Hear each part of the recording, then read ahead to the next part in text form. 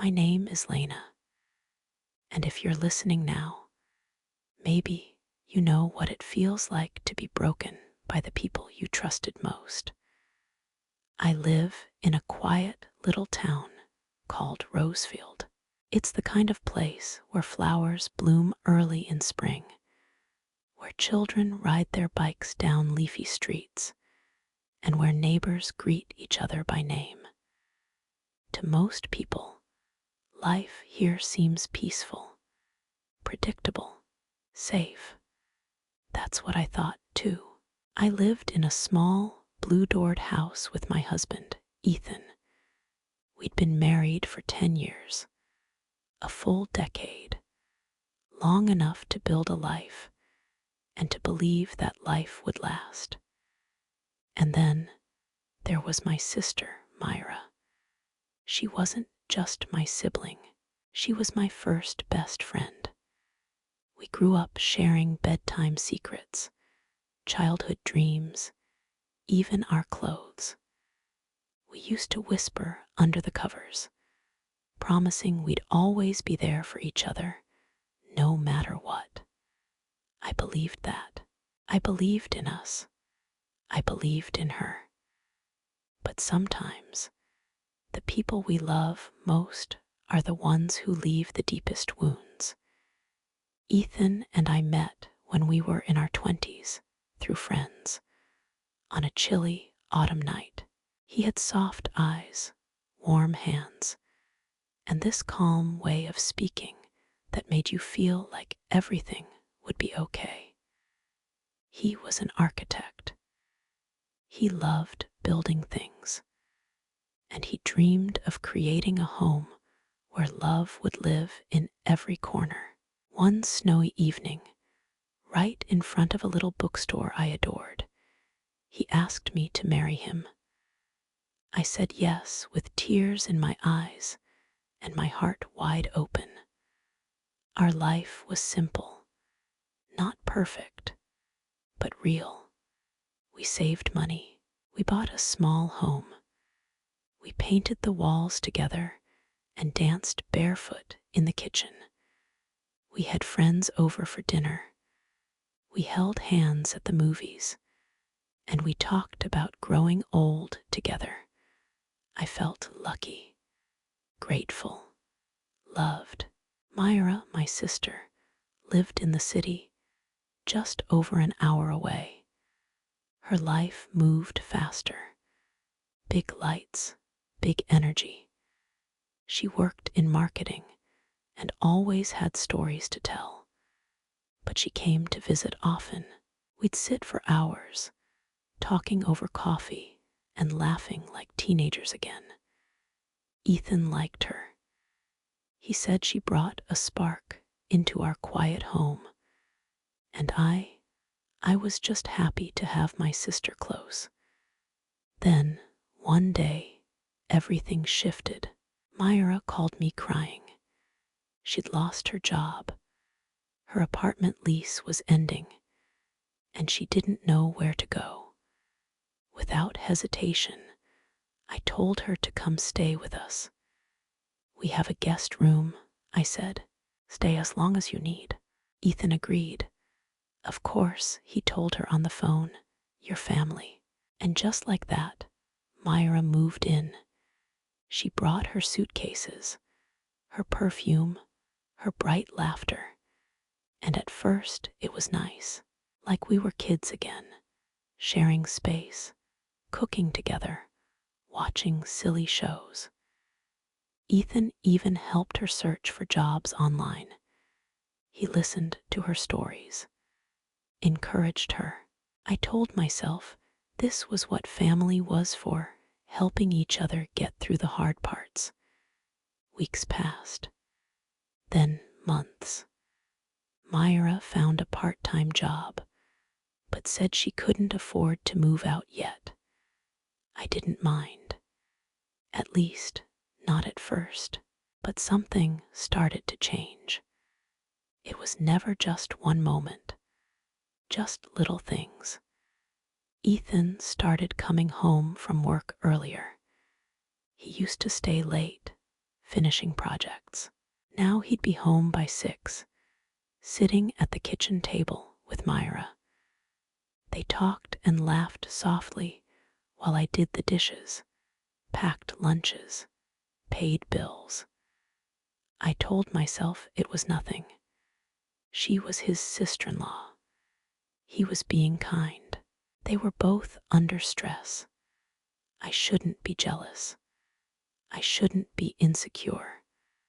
But that little knot of worry in my stomach began to grow. Ethan started confiding in her. When something upset him at work, he'd tell Myra, not me. Sometimes I'd walk in and hear them whispering, "You understand, don't you, Myra?" And I'd wonder, what did she understand that I didn't? Myra, too, seemed different. She began wearing more makeup, nicer clothes, even when she stayed home all day. She looked radiant, alive, in a way I didn't recognize anymore in myself. I pushed those thoughts away. She was my sister. He was my husband. They were family. I was just tired, right? Overthinking. That's all. One weekend, they went for a walk together. Just the two of them.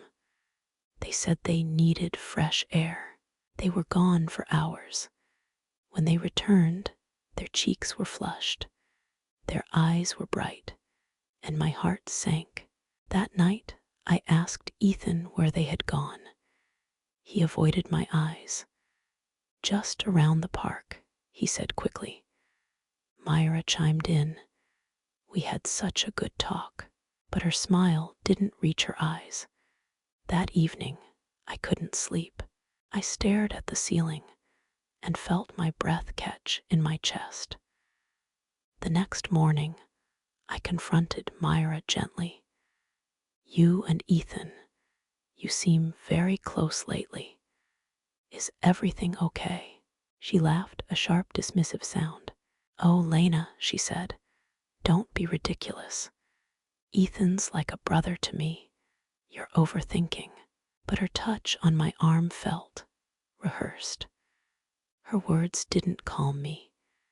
Instead, they made that knot of worry tighten into something sharper, and the silence between Ethan and me kept growing. He stopped reaching for my hand. He stopped saying, "I love you" at night. He stopped seeing me, but he always smiled at her, always laughed with her. They shared inside jokes I didn't understand. I started to wonder if I was invisible in my own home. Still, I tried. I clung to hope. I made special dinners, lit candles, smiled even when it hurt.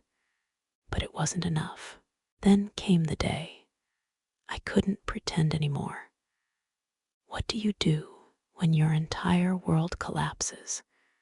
Not from a stranger's cruelty, but from the betrayal of the two people you trusted most. It was my birthday. Ethan always made breakfast on my birthday. Pancakes, orange juice, yellow daisies. But that year, he forgot. He left for work with a quick, distracted, happy birthday. No flowers, no kiss, no note. Myra handed me a gift, a scarf, but her eyes were distant. She spent the whole day on her phone. That evening, I cooked Ethan's favorite meal. I lit candles, set the table, waited. He came home late. "Oh, right, your birthday." "Sorry, work was crazy," he said, barely glancing at me. We sat down to eat, Myra opposite him, me in the middle. They didn't say much, but he kept looking at her, and she kept looking away from me. After dinner, Ethan went upstairs, saying he had to make a work call. Myra said she was tired and went to her room. And I sat there, alone at the table, surrounded by flickering candles and silence. My birthday, forgotten. Something inside me cracked. I stood, walked upstairs. I don't even know what I was going to say, but when I reached the bedroom door, I heard whispers. Not a phone call. Whispers. I opened the door, and what I saw shattered everything I believed was real. Ethan, holding Myra's hand, looking into her eyes, and then he kissed her. My husband kissed my sister in our bedroom on my birthday. I didn't scream. I didn't cry. I just stood there frozen, watching, like I wasn't really there, like my body had become glass. Ethan and Myra didn't see me at first. They were so close, so focused on each other. But then Myra looked up, her eyes widened, her lips parted, but no sound came out. She pulled her hand away from Ethan's. Ethan turned, his face drained of color. "Lena," he whispered, his voice barely a breath. I still didn't move. I still couldn't speak. The man I loved, the sister I trusted, the two people who meant the most to me, had broken me in the most unthinkable way. In our room, on my birthday, the silence was louder than any scream. And then suddenly, I was outside. I don't remember walking down the stairs. I don't remember opening the door. But I was standing in our small garden. The wind was cold, the air sharp against my skin, but I felt nothing. I was numb, hollow, like something had been scooped out from inside me, leaving only space and silence. A moment later, I heard footsteps behind me. It was Ethan. Myra didn't follow. She stayed inside, coward. "Lena, please," he said, reaching for my arm. I stepped back. "Don't," I whispered. My voice didn't even sound like mine. It felt far away. He dropped his hand. "How could you?" I asked, barely holding my voice steady. "How could you do this with her, my sister?" He looked down at the ground, like a child who had been caught. "I didn't mean for it to happen," he mumbled. "We got close. She understands me." I stared at him, disbelief boiling into rage. "She understands you," I said, my voice rising. "And I don't. After 10 years, after everything I gave up, after everything we built." He finally looked up. There were tears in his eyes, but not the kind I needed to see. Not regret, only weakness. "I'm sorry," he said. "I truly am, but I think I love her." And just like that, he shattered me again. He loved her, my sister, the girl who grew up beside me, the one who cried on my shoulder when she got her heart broken, the one who I held as she trembled from fear or joy, the one I invited into my home when she had nowhere else to go. And she took everything, everything. "Get out," I said, my voice cold now, still quiet, but sharp as glass. "Lena." "Now," I said. I pointed toward the road. "Take your suitcase, take her, and get out." He didn't fight me. He turned and walked back inside. Minutes later, he came out with Myra. She wouldn't look at me. Her head was low, her cheeks red. She clutched a small bag. He carried a suitcase. Had he packed it before? Had they planned this? They walked down the little garden path I once planted roses beside and drove away, leaving me standing there, alone, in the dark, on my birthday. Sometimes betrayal doesn't shout, it whispers. It walks beside you, smiles at your dinner table, and destroys you quietly from the inside out. The days that followed were not days at all. They were shadows, heavy, endless. The house, once warm and full of laughter, felt haunted. Every room whispered memories. Every chair reminded me of conversations. Every wall echoed promises. I moved through it like a ghost. I stopped eating. I barely slept. I cried until there were no more tears left, only silence. But the worst part wasn't losing my husband. It wasn't even losing the future I had planned. It was the double betrayal. Ethan broke my vows, but Myra broke something even deeper. She broke family. She broke the girl who used to braid my hair and fall asleep on my shoulder. She broke the woman who never once doubted her love, and she did it with a smile on her face while calling me sister. That pain, that deep, bone-cutting pain, was like nothing I'd ever felt. Some days I thought I wouldn't survive it. But then there was kindness. My neighbor, Mrs. Delaney, a sweet older woman who always wore lavender perfume, brought me homemade soup and sat with me in silence. My friend Amara called every day. She didn't try to fix anything. She just listened. And when I said, "I feel like I'm drowning," she said, "Then I'll be the shore." She reminded me to breathe, to get through just one day at a time. One morning, Ethan called. I didn't answer. He left a message. "Lena, we need to talk about practical things. The house, money, practical things." He destroyed my world, and now he wanted to talk about paperwork. I deleted the message. Myra tried to call too, many times. I blocked her. I didn't want to hear her voice. I didn't want her excuses. I had to tell my parents. It was excruciating.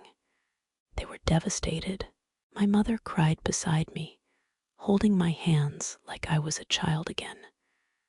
My father was quiet, so quiet. His silence was louder than any words. They offered to come stay with me, but I said no. I needed to sit with the wreckage. I needed to feel everything, because that was the only way I could one day let it go. Healing didn't begin with hope. It began with rage. And sometimes that's okay, because rage burns, and from that burn comes fuel. I started moving again, slowly, with shaky hands. I cleaned the house, top to bottom, every surface, every drawer. I put Ethan's things into boxes and moved them to the garage. I took down the framed photos, the anniversary cards, the scribbled love notes. I rearranged furniture, not for design, but for survival. I needed to feel like this space wasn't his anymore, that it was mine, only mine. And then I returned to my garden, the same garden I once built for us. Now it became my own. I pulled weeds, dug into the dirt, planted new flowers, bright, defiant colors, sunflowers, lavender, wild daisies, Watching something grow gave me strength. I found a part-time job at the local bookstore. It wasn't glamorous. It didn't pay much, but it got me out of the house. It gave me a routine, a reason to wake up. The owner, Mr. Whitmore, was kind. He didn't ask questions. He just gave me quiet smiles and let me shelve poetry books. It felt safe there, soft. I began drawing again. Seriously, this time. I cleared out the room that used to be Myra's, reclaimed it.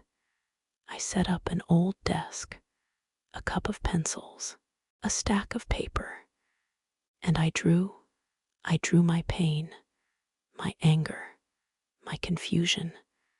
I drew the storm inside me, line by line. It was like bleeding without blood. It helped. One afternoon, as I sketched at sunset, I caught my reflection in the window, and I barely recognized myself. Tired, yes, sad, yes, but also standing, still here, still me. And I realized Ethan didn't take everything. Myra didn't destroy me completely. They took my trust, my memories, my past, but they couldn't take my spirit. They couldn't take the fire still glowing quietly deep inside. They stole your story, but they don't get to write the ending. I began dreaming again, not the old dreams, not the house with the husband and the sister holidays dreams. New ones, softer, stronger, dreams of a life where I belonged fully to myself. I wasn't someone's wife. I wasn't someone's sister. I was just Lena, still healing, still hurting, but healing all the same. There's a moment in grief when the pain shifts. It doesn't disappear. It doesn't even soften, but it begins to move from something that drowns you to something that lives beside you. You carry it differently, and that's where I was. Not healed, but learning how to breathe again. I still had days when I woke up and forgot, just for a second, that everything had changed. Days when I'd reach for a second coffee cup, still half expecting Ethan to walk into the kitchen. But the silence reminded me, and in that silence, I slowly began building something new, not out of hope yet, but out of necessity. I took my pain and gave it purpose. I drew, I cleaned, I planted, I went to work, and I stayed open, not to others, not yet, but to myself. One morning, while watering the garden, I looked at the blooming sunflowers and realized something. They didn't need anyone else to stand tall. They reached for the light, all on their own. That image stayed with me. I started walking in the mornings, just a little loop around the neighborhood. At first, I wore sunglasses to hide my face, afraid of what people thought. Everyone in town knew. Whispers traveled fast here. But as the weeks passed, I noticed something surprising. People didn't pity me. They respected me. Old Mr. Linden from the corner house waved every morning with a smile. Teenagers from the local school nodded politely when they passed me. And one afternoon, a woman I barely knew, Teresa, who ran the floral shop downtown, stopped me on the sidewalk. "You don't know me well," she said gently, "but I know what you're going through. I went through something similar 5 years ago." I looked at her, surprised. She smiled. I just want you to know it gets better, even when it feels impossible. She walked away after that. No long speech, no drama, but her words clung to me like warm sunlight. At the bookstore, I started working more hours. Mr. Whitmore offered me a chance to help with ordering new titles, decorating the window displays. He never mentioned Ethan or Myra, and I never offered anything, but he trusted me, and that trust, however quiet, felt like the first brick in a new foundation. In the afternoons, I would sit in the little back office, surrounded by stacks of books and old wooden shelves, sketching between customers. One day, Amara came to visit. She looked around the store and smiled. "This place suits you," she said. "You're like a character from one of these stories, a woman who's been through fire and came out shining." I laughed, not a sad laugh, a real one. It was the first time in months I felt light. Amara wasn't the only friend who stayed. Some drifted away, not out of malice, but out of discomfort. They didn't know what to say, and that's okay. But the ones who stayed, the ones who sat with my silence, who didn't try to fix me, those were the ones who helped me breathe again. Sometimes strength isn't loud. Sometimes it's just getting out of bed, washing your face, watering a plant, choosing to keep going when no one is watching. As spring melted into summer, I made a decision. I would reclaim my life, not just survive it. I took the small money I had saved and opened an online shop for my art. I didn't expect anything grand, but something inside me needed to create again, to offer something to the world, to remind myself that I still had something beautiful to give. I started with prints, a few originals. I called the shop Lena's Light. Cheesy, maybe, but it felt right, because light was what I had been chasing all this time. And now, it was slowly blooming inside me again. One day, I was in the spare room, my studio now, when I found an old photo. It was me, Ethan, and Myra, taken 2 summers ago at a lake trip. We were laughing. The sun was behind us. I had forgotten this moment even existed. For a brief second, I felt that familiar ache, that loss. But then I surprised myself. I didn't cry. I didn't crumble. I simply put the photo back in the box, gently closed the lid, and returned to my drawing. Because that chapter was over. It had already been written, and I was holding a new pen now. I didn't see Ethan or Myra for nearly a year, but eventually we crossed paths at a distant cousin's wedding. It was unavoidable. They walked in together, hand in hand. I felt a sharp breath catch in my chest, but it passed. They looked older, tired somehow. Myra's energy, once so bright, seemed dimmer. And Ethan, he smiled politely when he saw me, but his eyes didn't hold joy. I nodded. Nothing more. No drama. No conversation. Just distance. And for the first time, I didn't feel pain. I felt freedom. Forgiveness is not a moment. It's a process. And it's not for them. It's for you. I couldn't carry that anger forever. It was heavy.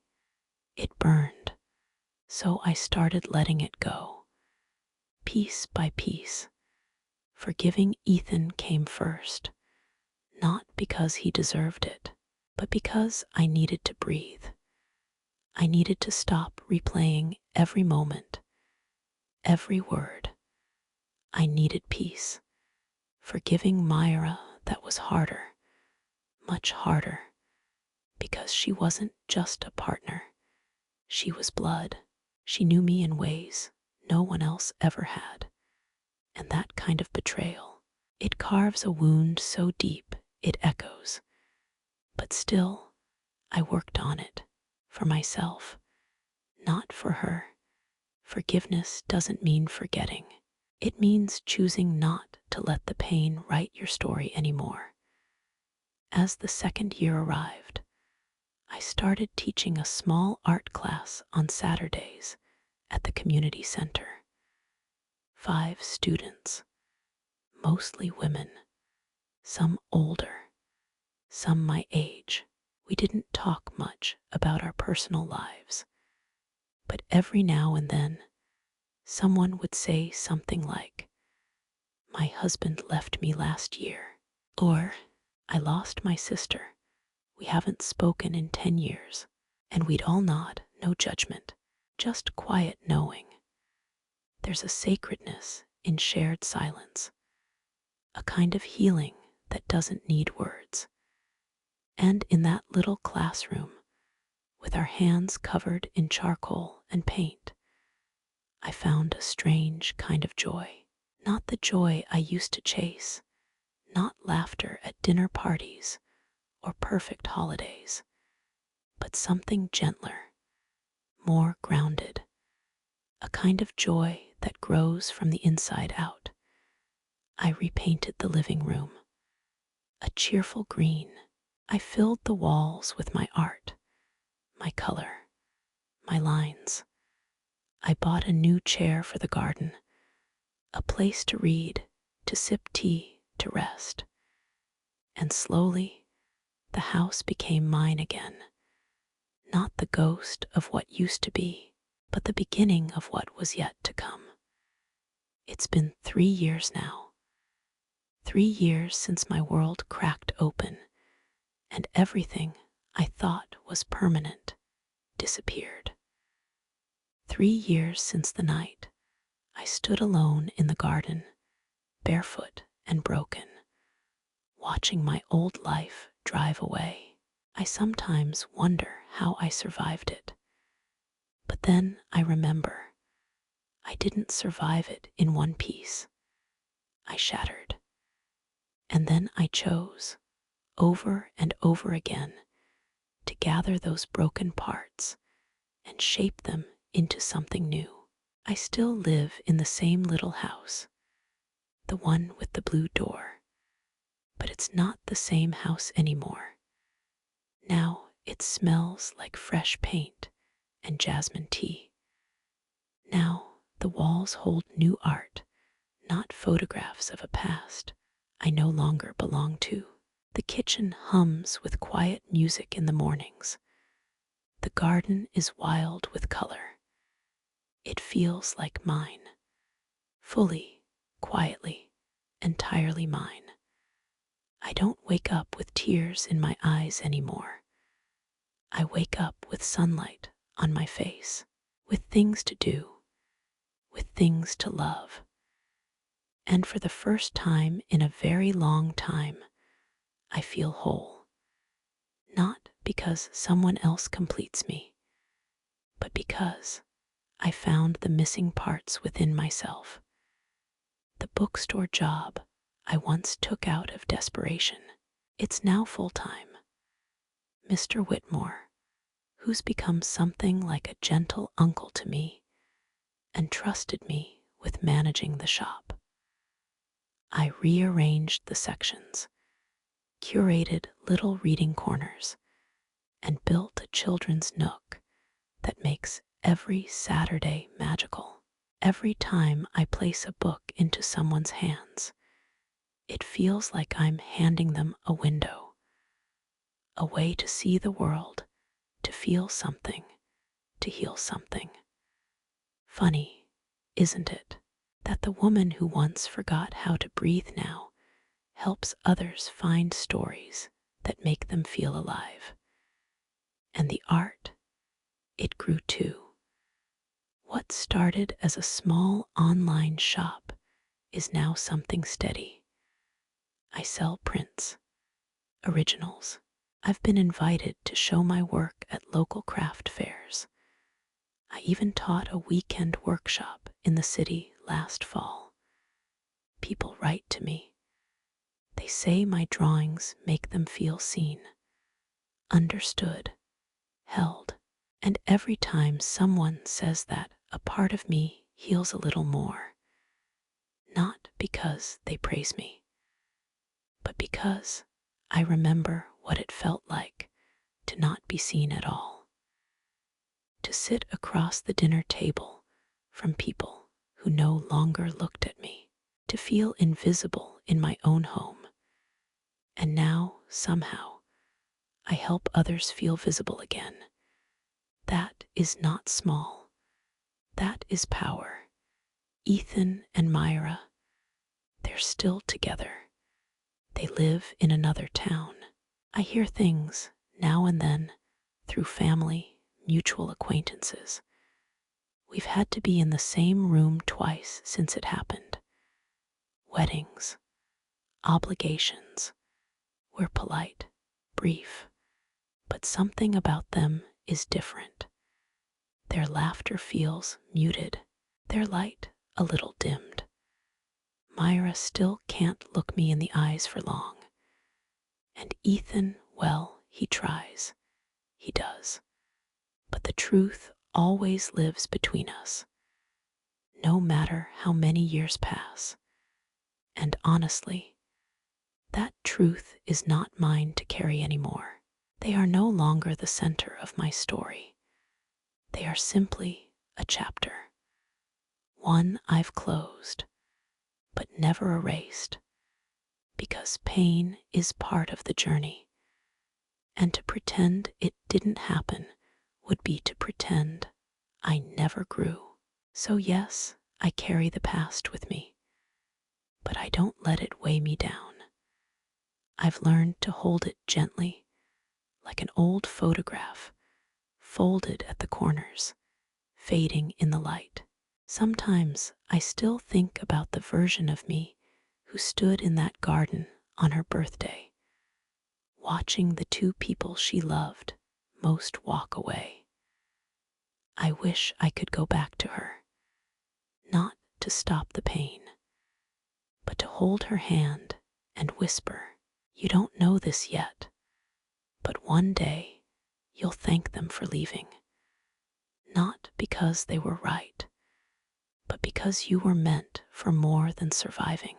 Because the truth is, their betrayal broke me, but it also set me free, free to become someone I never would have met otherwise. Someone softer, wiser, more rooted in herself. I learned that forgiveness doesn't have to be loud. Sometimes it's just the quiet decision to not let bitterness take root. I may never fully forgive Myra. The wound she left runs deep, but I don't hate her anymore. I don't wish her harm. I simply wish her far from me. That is peace. And peace, I've come to learn, is not something the world gives you. It's something you build, brick by brick, choice by choice, moment by moment. And healing, it's not a straight path. It loops, it stumbles, it sometimes goes backwards. But even in the messy parts, there is movement. There is hope. These days, I find joy in the smallest things. A steaming mug of tea on a rainy morning.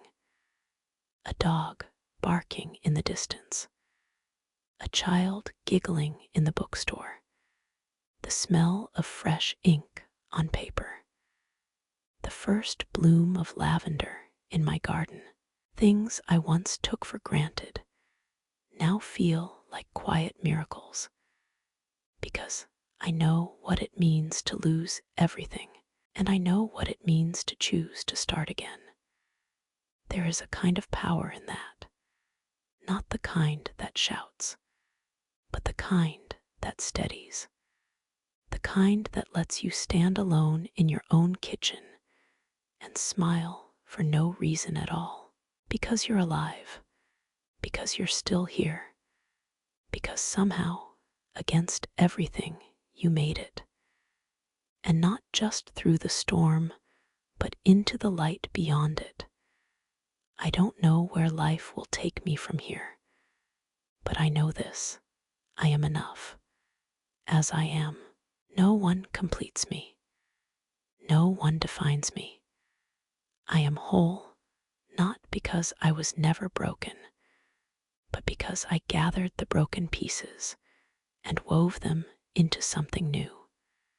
So, if you're listening to this now and you feel shattered, if someone took your trust and threw it away, if someone you loved walked out with your heart in their hands, please hear me. You are not alone. You are not weak. You are not broken beyond repair. You are in the middle of a hard chapter, but not the end. There is still more story, and it's yours to write. So keep going. Take one breath, one step, one small act of care for yourself, and let that be enough for today. Tomorrow will come, and one day you will look back, just like I have, and see how far you've come. And maybe